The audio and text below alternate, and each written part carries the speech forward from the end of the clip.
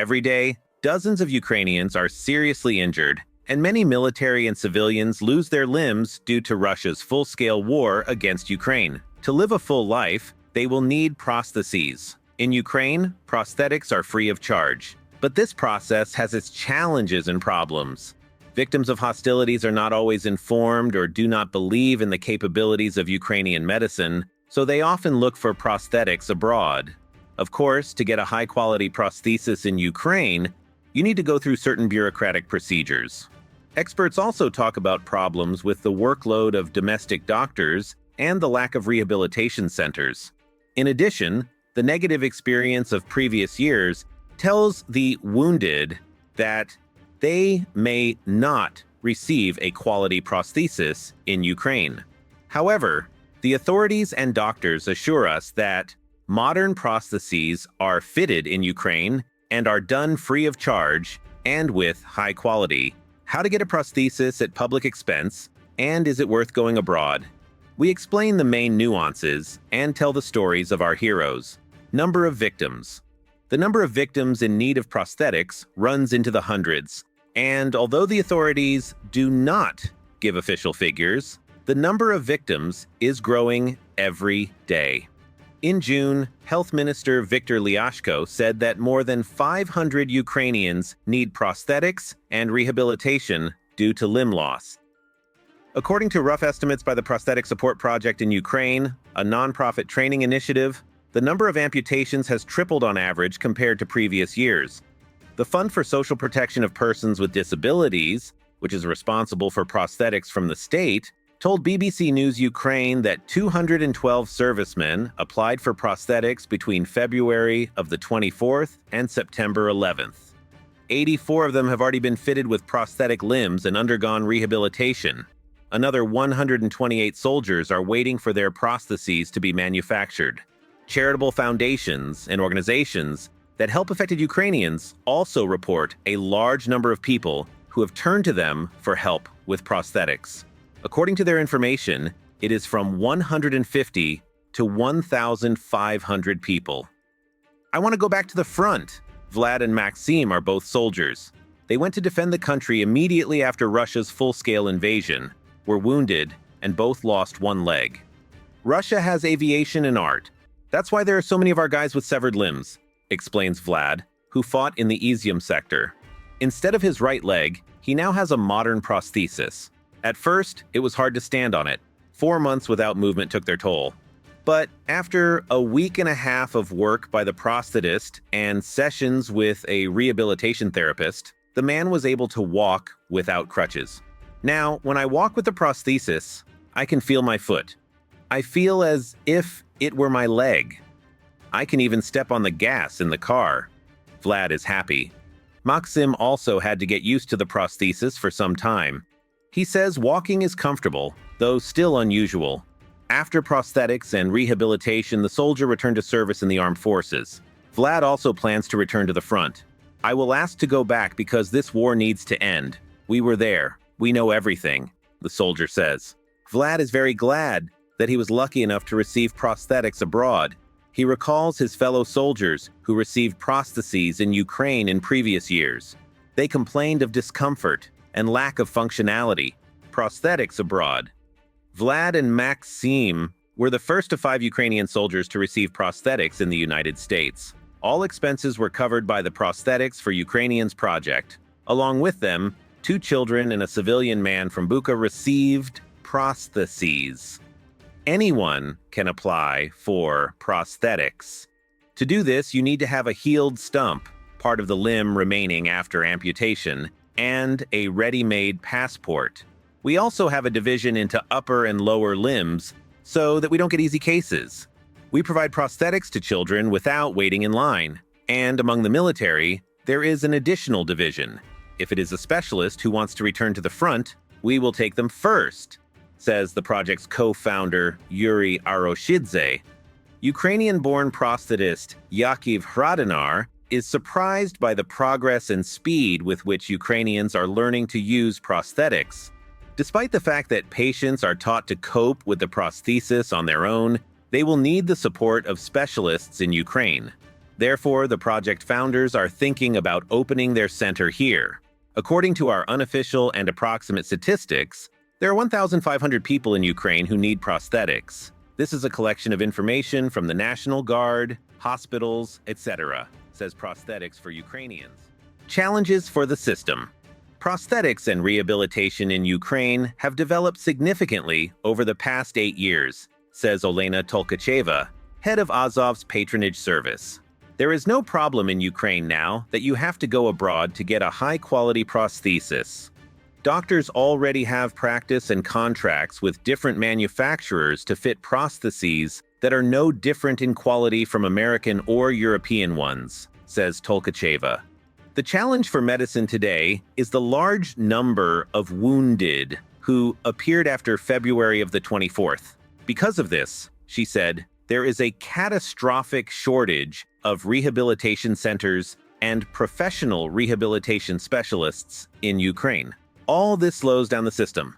The practice of sending soldiers abroad will relieve Ukrainian prosthetists, Tolkacheva says, adding that several soldiers in the regiment have gone to the United States for a year for prosthetics. Patients with complex cases, such as amputation above the hip or amputation of a part of the foot, are also sent abroad. Don't leave to get back in the line of duty. At the same time, the patronage service states that Azov fighters are not eager to go for prosthetics in order to return to service as soon as possible. There are guys who were wounded after February of the 24th, got prosthetics and returned to their units. There are up to a dozen of them in Azov alone, says Tolkacheva. This is the story of Vladislav, who goes by the call sign Carter.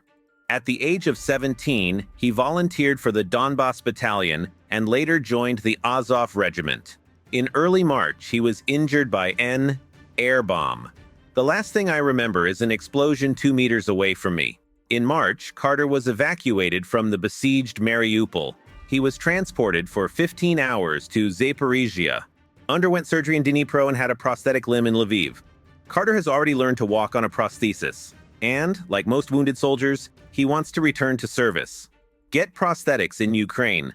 Prosthetics at Home in Ukraine is advocated by a special project to support prosthetics. There is no need to get prosthetics abroad. There is a need to introduce new prosthetics in Ukraine, says Olena Tsimbaliuk, a project representative. In addition, adds the project's founder Antonina Kumka, prosthetics should be made where the person lives, because the prosthesis needs to be maintained. The Prosthetics Support Project in Ukraine trains prosthetists and rehabilitation specialists, and, together with the Ministry of Social Policy, informs victims about their rights and opportunities. The problem with Ukraine's prosthetics industry is that it is still seen as something backward, a basement with wooden legs. But everyone remembers the state of Ukrainian dentistry before, and everyone knows what level it is now, says Antonina Kumka. Olena Tsimbaliuk explains that the quality of prosthetics depends not on the country of prosthetics, but on the competence of the prosthetist. There are good and bad specialists both abroad and in Ukraine, and all the components, hands, feet, and knees, are mostly bought abroad: Scotland, Germany, USA, Japan. The price of the prosthesis experts say the amount of money the state currently spends on prosthetics is enough to buy a modern and functional prosthesis. This year, the government has budgeted about 2 billion hryvnias for technical rehabilitation equipment for people with disabilities. In the draft budget for next year, this amount was increased, providing 2.8 billion UAH for rehabilitation aids and another 356 million UAH for prosthetics with increased functionality. All Ukrainians who have lost a limb can get a high-quality prosthesis for money from the budget, the authorities insist. The Fund for Social Protection of Persons with Disabilities reported that prosthetics for military personnel depends on their functional capabilities and the type of prosthesis. It can range from 20,000 hryvnias, a lower leg prosthesis, of the first mobility level, to 220,000 hryvnias, a modular hip prosthesis with a 4-link knee assembly and a silicone composition insert of the 4th mobility level, i.e. of the highest quality, the statement reads. In addition, the maximum price may be tripled for combatants. The highest quality dentures are available for free. The funds allocated by the state are quite enough to cover primary prosthetics, either mechanical or cosmetic. If civilians want to get a highly functional prosthesis, they have to pay the difference at their own expense. For the military, the second high-tech stage of prosthetics is free of charge.